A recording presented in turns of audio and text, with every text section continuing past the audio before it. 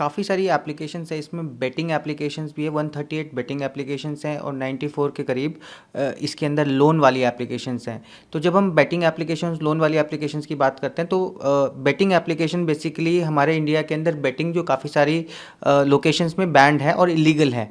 तो एक तो ये एक रीज़न है जिसकी वजह से इसको बैन किया गया है। दूसरा हम देख रहे हैं लोन एप्लीकेशन जो हम काफ़ी सारी प्ले स्टोर पर और ऐप स्टोर्स पर जो लोन एप्लीकेशंस हैं, इंस्टेंट लोन एप्लीकेशन जिनको बोलते हैं, ये एप्लीकेशंस बेसिकली जब भी कोई इंस्टॉल करता है तो आपके कॉन्टैक्ट्स की पूरी परमिशंस ले लेती हैं और फिर बेसिकली आपके कॉन्टैक्ट्स को गलत तरीके से यूज़ किया जाता है, उनको गलत वीडियोस भेजी जाती है, उनको एक्सटॉर्शन के लिए कॉल्स की जाती हैं। अब इस मोमेंट पे होता क्या है कि लोग जिन्होंने लोन लिया होता है वो इतना फ्रस्ट्रेट हो जाते हैं कि वो काफ़ी सारी न्यूज़ में हमने देखा है कि उन्होंने सुसाइड भी कर लिया है। सो इसमें जो डेटा की सिक्योरिटी है, जो डेटा लोन एप्लीकेशन से और बेटिंग एप्लीकेशन से जाता है उनके सर्वर्स पर, वो सारा डेटा वो कंपनीज अलग तरीके से यूज़ करती हैं और उसको बेसिकली उसमें से किसी ना किसी तरीके से डेटा निकाल कर उसका गलत इस्तेमाल करती है। ये मेजरली रीज़न है कि हमारी गवर्नमेंट ने इसको ब्लॉक किया है। जी। किस तरीके से इनका इस्तेमाल हो रहा था और लोगों के लिए क्या खतरा पैदा कर रही थी ये ऐप्स?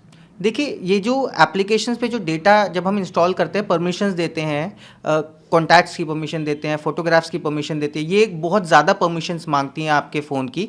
और जब वो परमिशंस देते हैं तो आपके फ़ोन से सारा डेटा वो अपने सर्वर्स पर अपलोड कर लेती हैं। अब जब ये कंपनीज़ के पास ये सारा डेटा आ जाता है तो उस डेटा के साथ वो छेड़छाड़ करते हैं। कई बार ऐसा भी देखा गया है कि फ़ोटोज़ को उठा लिया फ़ोन से और उस फ़ोटो को मॉर्फ करके उनके पेरेंट्स को भेज दिया गया और फैमिली फ्रेंड्स को भेज दिया गया, जिसमें हुआ ये कि उनको बहुत ही ज़्यादा डिस्ग्रेस और इस तरह की फीलिंग की वजह से उन्होंने कई बार सुसाइड भी कर लिया।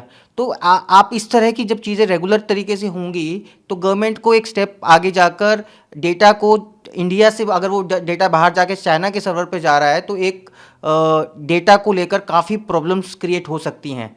क्योंकि वो जब हम चाइना की बात करते हैं, पाकिस्तान की बात करते हैं, तो डेटा को वो अलग तरीके से भी यूज़ कर सकते, नेशनल सिक्योरिटी के लिए भी एक थ्रेट हो सकता है। जिन लोगों ने ये एप्लीकेशन डाउनलोड की हुई थी, जो इस्तेमाल कर रहे थे, अभी बैन के बाद क्या वो इस्तेमाल कर पाएंगे? क्या रहेगा उनके फ़ोन में अगर डाउनलोडेड हैं तो? देखिए, जब ये बैन लगा तो जो सर्वर से ये एप्लीकेशन चलती थी वो बंद हो जाएंगी। तो जब वो एप्लीकेशंस को ऑन करेंगे तो वो एप्लीकेशंस पे उनको कोई भी डेटा नहीं मिलेगा। बट जब वो उन्होंने एप्लीकेशंस को डाउनलोड किया था तो उन्होंने परमिशंस दी थी, कॉन्टैक्ट्स की परमिशंस दी थी, फोटोग्राफ्स की परमिशंस दी थी। तो वो जो सारा डेटा है वो सब उनके सर्वर्स पर अपलोड हो चुका है। अब इस डेट के बाद कोई भी डेटा नहीं जा पाएगा, लेकिन उससे पहले जो डेटा जा चुका है वो उनके सर्वर्स पर अभी भी है और वो अगर चाहें तो इस तरह के डेटा का गलत इस्तेमाल कर सकते हैं।